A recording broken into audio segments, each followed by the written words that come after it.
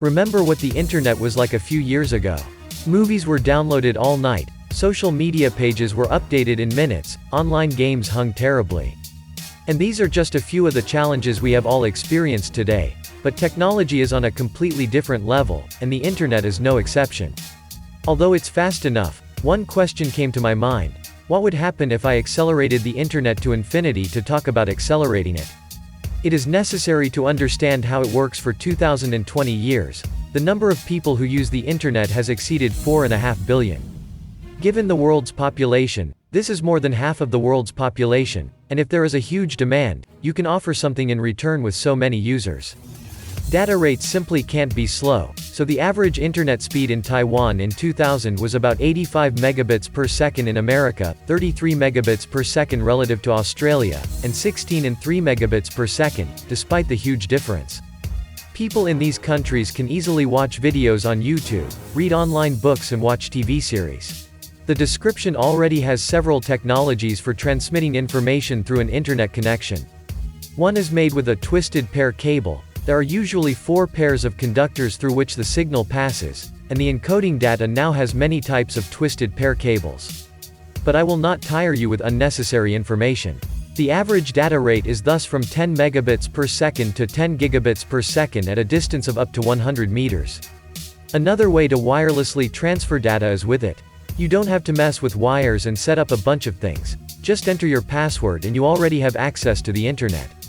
Easy. True, but the information in this case is not transmitted simply by air. The Wi-Fi connection is not standalone, and the router also has a data source, essentially a transmitter that transmits and receives radio waves in a certain range of 2, 4 and 5 GHz.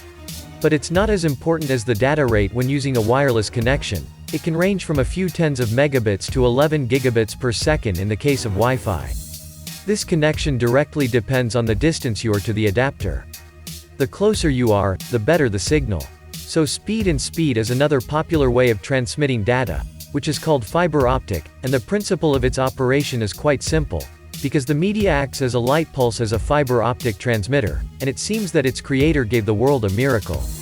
What is its value? It has a large bandwidth, namely it transmits data at speeds of up to several tens of terabits per second, and this is not a problem for him. Long distance and electromagnetic interference. And it seems unrealistic. But fiber can really do that. Here is a real example of a transatlantic cable. Maria, connecting the United States and Spain, transmits data at a speed of about 160 terabits per second. The length of the cable is 6,600 kilometers. In addition, it lies under a pond. A real superhero from the world of technology. But that's not all. In addition to transmitting data over the internet, fiber optic cables are also used to transmit telephone signals and cable television. And if this technology is so unique, it is possible that he will be able to speed up the internet to the limit.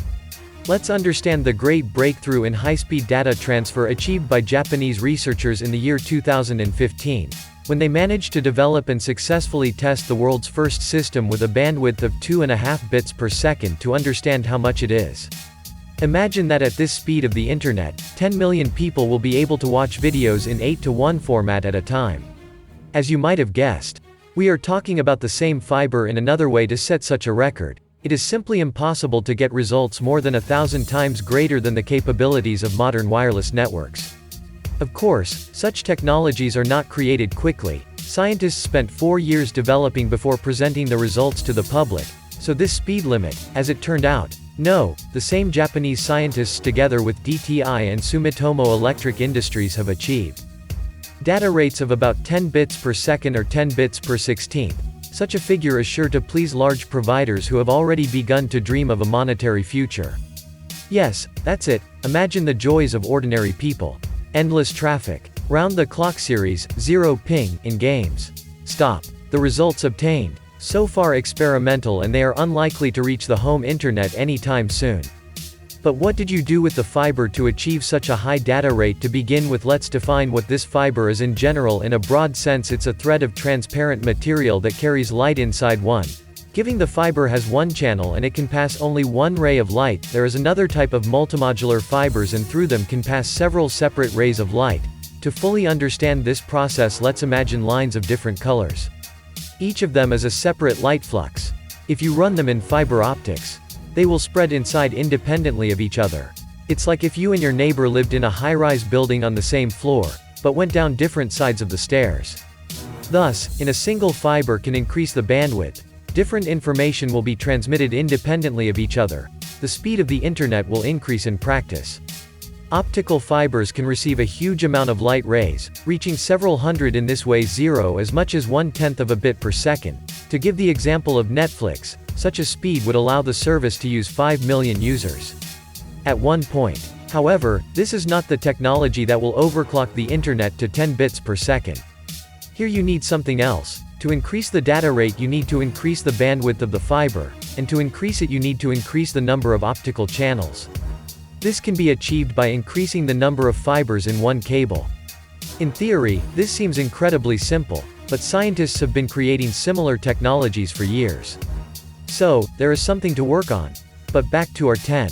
Pete. Upholstered in a second by the technology I just described. Such a data rate was implemented and to date it is the limit through one cable was past 114 light fluxes. Each of them consisted of 739 waves. As a result, 84,246 wave streams had to pass through a fiber optic cable to create the fastest internet in the world. Really great discovery. Be that as it may, now such an indicator is only an experiment. But I am confident that scientists are already working to develop a network of the future that will be available to all of us anywhere in the world.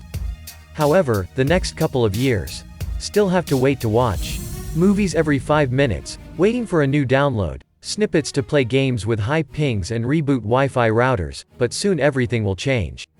And if this video did not hang while watching, be sure to like it and share it with your friends.